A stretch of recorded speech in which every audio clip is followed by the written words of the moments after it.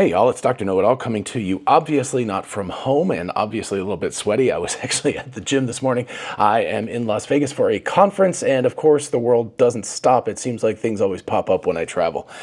So anyway, the latest here is that there is a conference presentation from none other than Ashok Elluswamy, who's the head of Tesla AI and full self-driving and Optimus, all that stuff, from ICCV in Honolulu, Hawaii, from just a couple of days ago. I will leave a link to the original video in the description. Please watch it.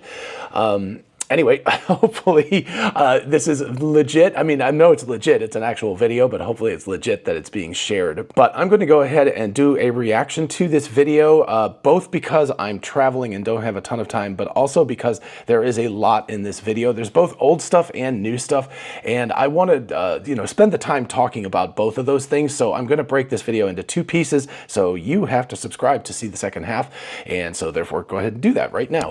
And I'll give you a second. There you go. All right. Anyway, so Ashok Elluswamy, as we all know, is right up here. I'm going to move him out of the way and focus more on his screen sharing because I think that's the more important part of this. We all know what Ashok looks like. So anyway, I'm going to move it out like this so that we can see it a little bit better. Also, by the way, Chuck Cook is featured in this video. So we'll see that in this part 1 episode actually as well. So that's pretty cool. Earlier this year, around June, July, we launched our Robotaxi service where if someone was in Austin or in the SF Bay Area, they can hail a robotaxi service from Tesla. And then in Austin, below 40 miles per hour, you can get a car without anyone inside the passenger seat.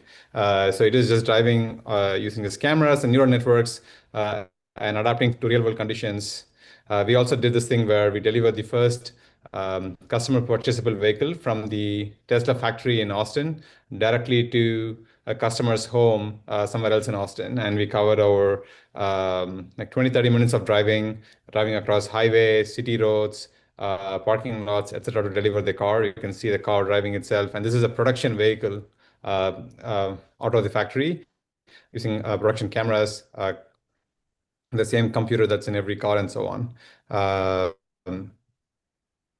Every Tesla that's manufactured in the US also delivers itself from the manufacturing line all the way to the loading docks. That's like a couple miles away. So this obviously is all recap stuff, but it's actually really, really cool to see that. And also that video, just seeing a car that's just empty driving down a highway is pretty darn cool. By the way, since we're in Vegas, I have the Zoox app, and I'm going to attempt with misinformation to go ahead and get a Zoox ride and share that experience versus Tesla Robotaxi, which I experienced in Austin, and also Waymo, which I experienced in Austin as well. So this will be the trifecta, the third of the full self-driving solutions that's around. So anyway, we'll take it up and down the strip. I think that's the only place it works. But anyway, so this was all recap of things that we already knew. And a bunch of the stuff that Ashok talks about throughout this entire presentation is stuff that we already knew in part, but there are a lot more details. And there's actually some things you can tease out from slides and from things he doesn't say that actually tell us some other stuff. So anyway, without further ado, let's continue on here. So first of all, we switched to having a single large end-to-end neural network that can take in pixels and other sensor data as an input, and then just produce the next action as an output.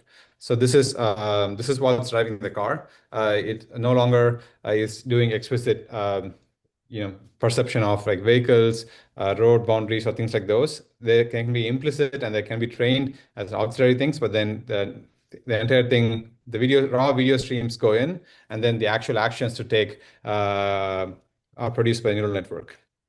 And it's been so for the last few years. And this has been extremely good. As I'm sure you know, I'm constantly researching AI, Tesla, and technology, and I read a lot, but there's way more great content out there than anyone has time for. That's why I've actually used Shortform for almost 2 years now, and it's become my go-to learning tool. Shortform makes super-powered guides to the best nonfiction books, not just quick summaries, but deep, well-written breakdowns that actually teach you the ideas better than most people get from reading the book once. It's like having your smartest friend explain the key insights, connect them to other books, and show you how they all fit together.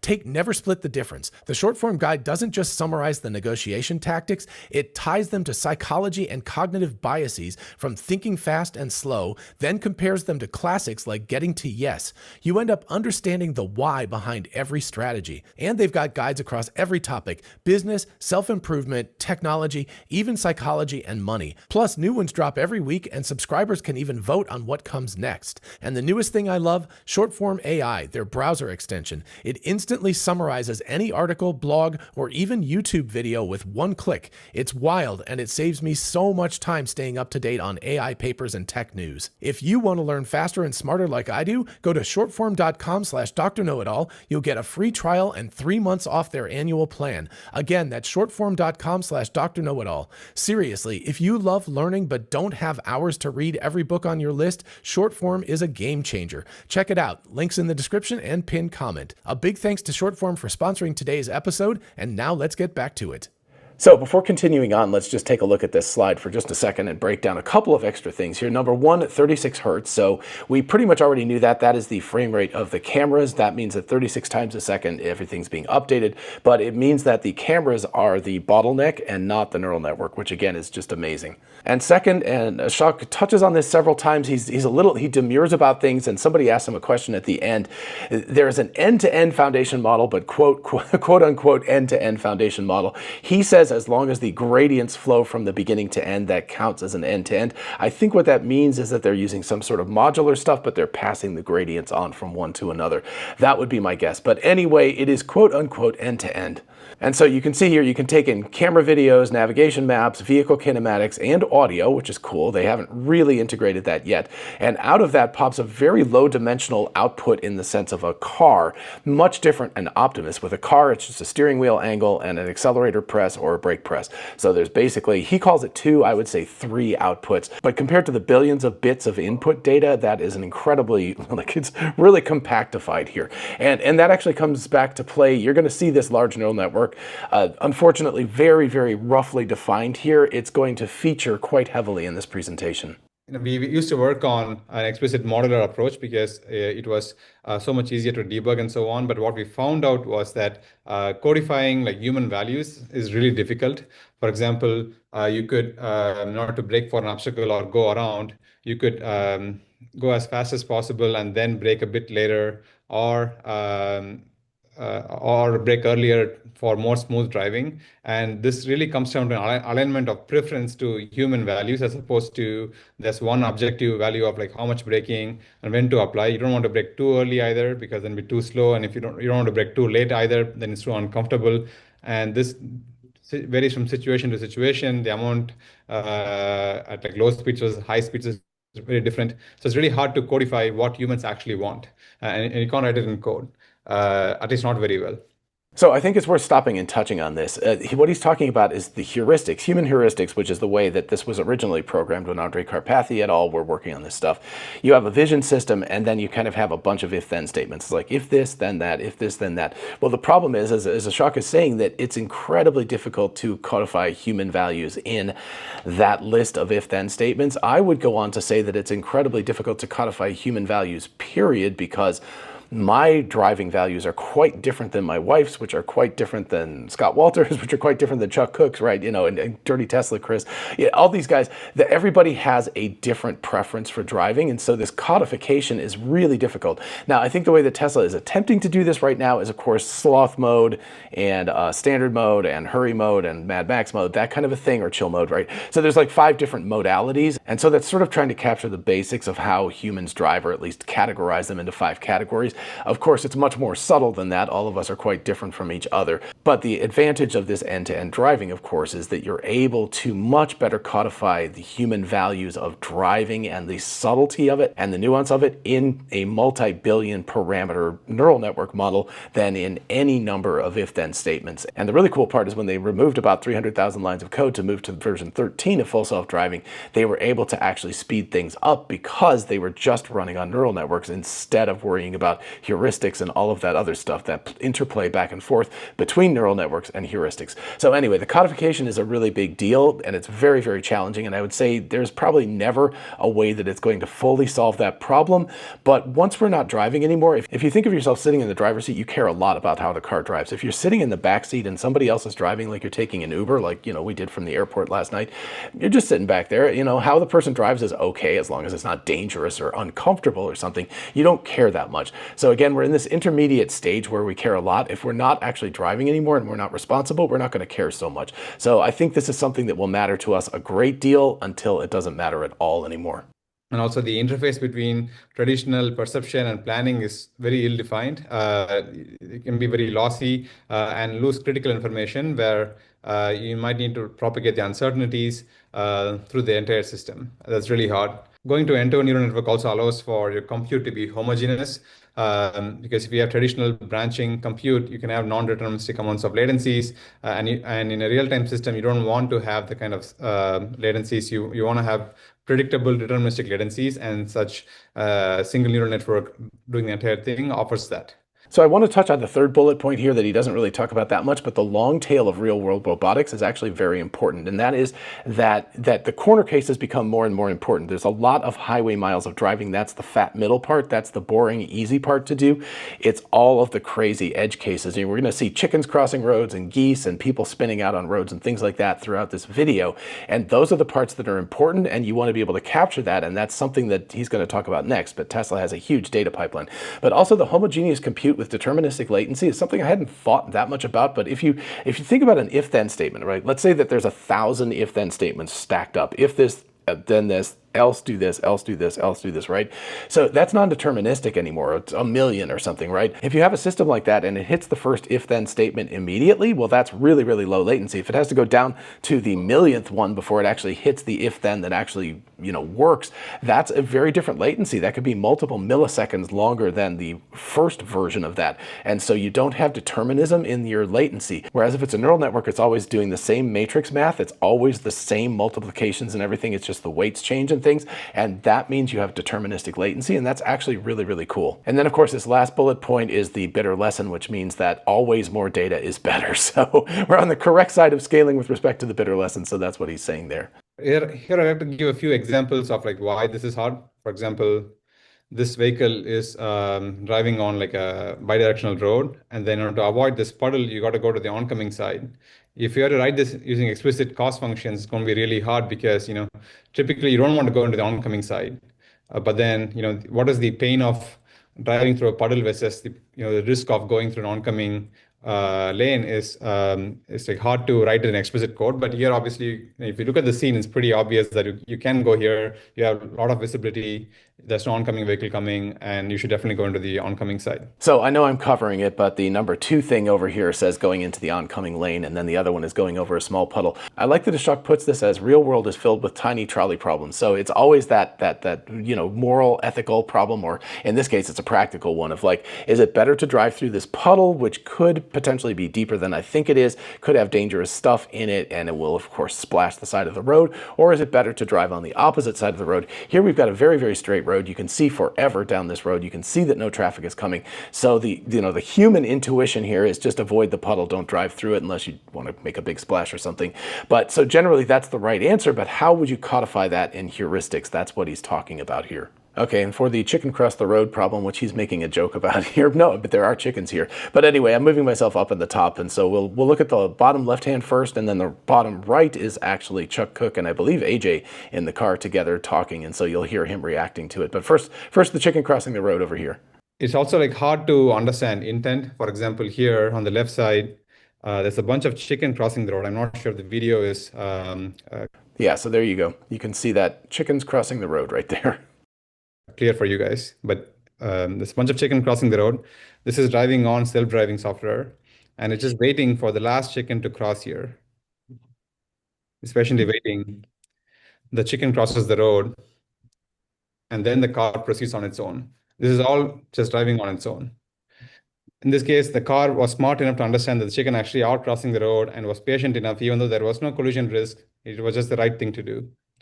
But in other cases... What's it? I think it's going to say, look, it's going around him. It's going around him.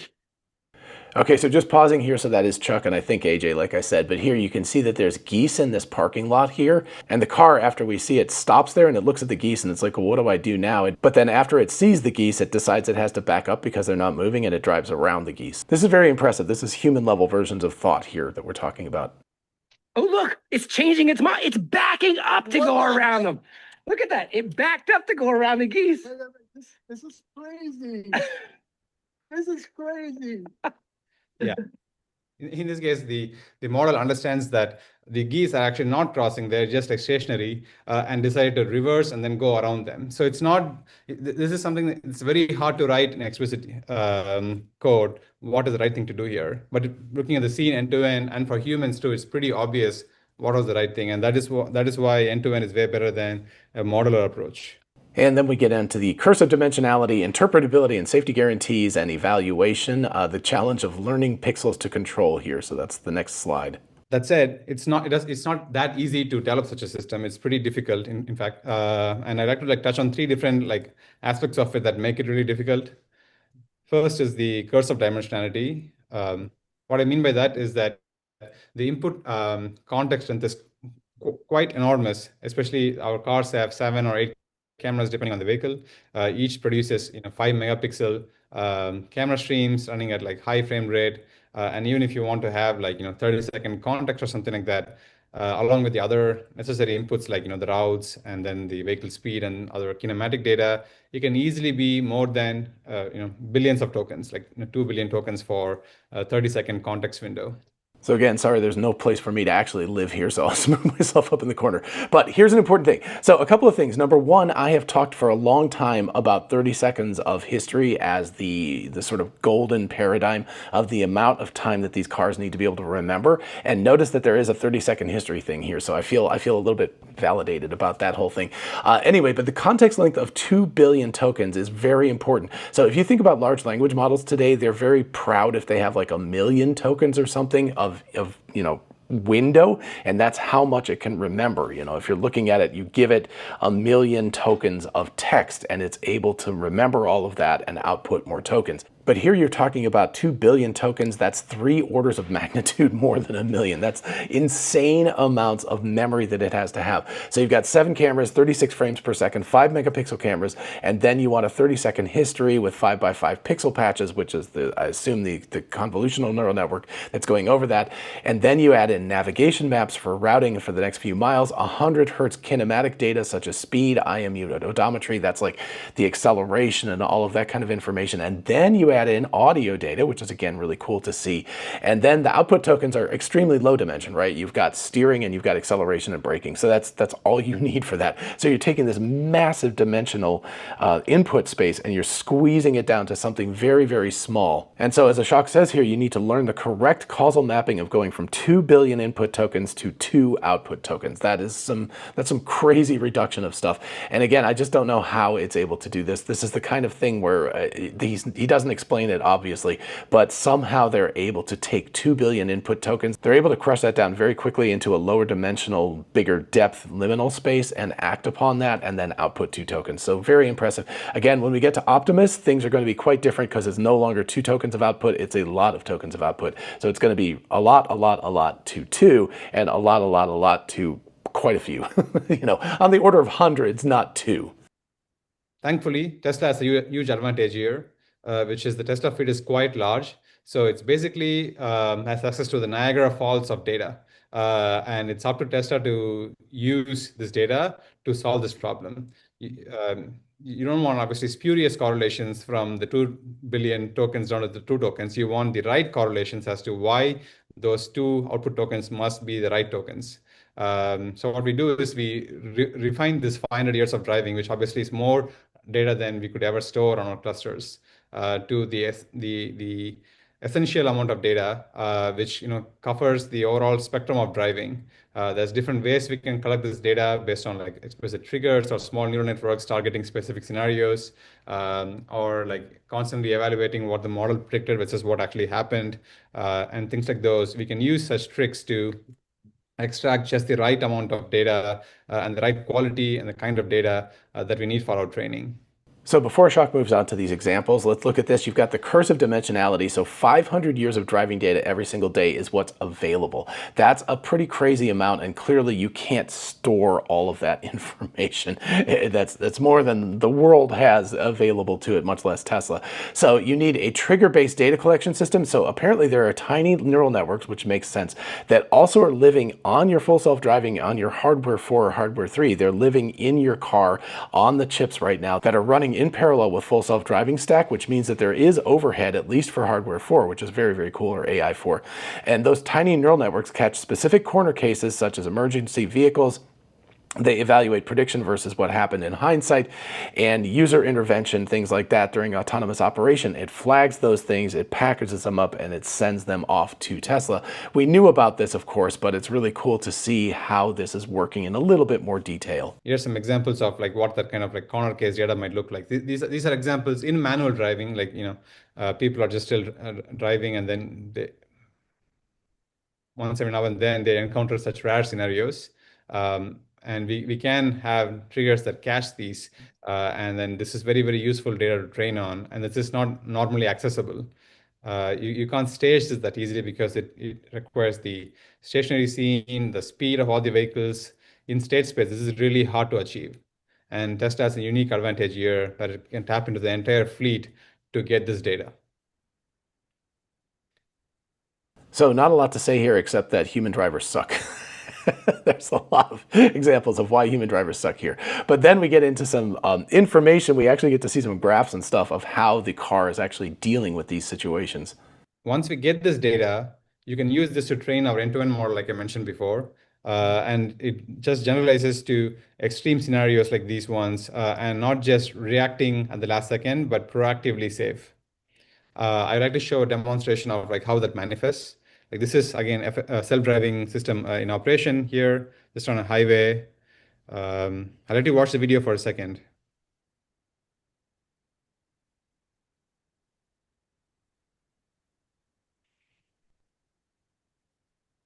Yeah, here the car in front of us spun out and then hit the barrier, and the self-driving system pulled over safely. But what is quite interesting is that if you watch the video again, I like pause where the car, the ego car brakes. Like here, So you can see way up here, you can see the car start to spin out, and you can see that the braking begins here. That's this line here, and also that would be this orange part down here. So it begins braking very early, and this is what Ashok calls out, is how early this thing is responding. In fact, earlier than a lot of human drivers. If you weren't really paying attention, you might not notice this until you were closer in. It reacts very quickly to this, so that's super cool. if you notice this car here, it's like spinning out of control, and it's going to hit the barrier and it's going to bounce back into our lane. It requires so much intelligence to know that this is not a first order collision here, because at this frame, the Tesla already determined that this vehicle, there's something wrong here, and started applying the brakes. It did not wait for the car to hit the barrier and then bounce for its velocity change or something like that. This is a second order effect that it needs to model. And it could have also attributed this to a lane change of this vehicle, but it did not. It understood because it was requesting roughly 4 meters per second square of braking, which is not a light amount of braking. And this is only possible if you have a ton of data and cover all these corner cases. And that is how you can provide both safe and also a smooth ride, because a less intelligent system would wait until the direction has changed or actually some bad event has happened way before it actually goes wrong. And that is what you get with an end-to-end system with a ton of data. So again, you could see from that graph just how impressive the system is. It's able to see it and what he calls a second order collision or second order action. In other words, the car up ahead is not directly interacting with the ego car, with the Tesla, but it will interact with it in the future because it just spun out of control and slammed into a barrier, and therefore it is going to become an obstacle in the future for the Tesla. And that's a second order type of action that's going on here, which means that the car is thinking ahead, right? This is the kind of thing, how do you code this? How would you even put this in heuristics? It's basically this neural network has gone like, hey, I've learned from watching these videos and from pretend driving and stuff like that. And we're going to talk about that in the next video. That's a teaser, because notice he's got interpretability and safety guarantees and evaluation. That's for part 2 of this video. I'm going to call it today because I think that this is a really good intro and a really good teaser, and we can talk about these other aspects in the next video, hopefully coming out tomorrow. Although again, I'm kind of busy, but hopefully I'll have time to get this thing done and we will have that tomorrow. But in the meantime, you can see just how impressive this all is, what Tesla is doing with their mountains of data and their end-to-end neural network, although I personally think it's a modularized end-to-end neural network that's sharing weights between the different modules. That's my guess from what Ashok is saying and not saying in terms of what he's talking about here. But anyway, it's very impressive what they've got going on here. And as we go further into this and talk about interpretability and evaluation, we'll also talk about the Optimus humanoid robot. He touches on that at the end as well. Alrighty, folks, that's what I've got for you today. Let me know in the comments what you think about all of this. I'm excited about talking about the second half as well. And while you're down there, if you don't mind liking this video, it really helps out for the future. And of course, consider subscribing for more of this kind of content, including the next video. And finally, a big thanks once again to Shortform for sponsoring today's video. Be sure to check out my link in the description to access your free trial and get 3 months off an annual plan. And I will see you in the next video. Bye-bye.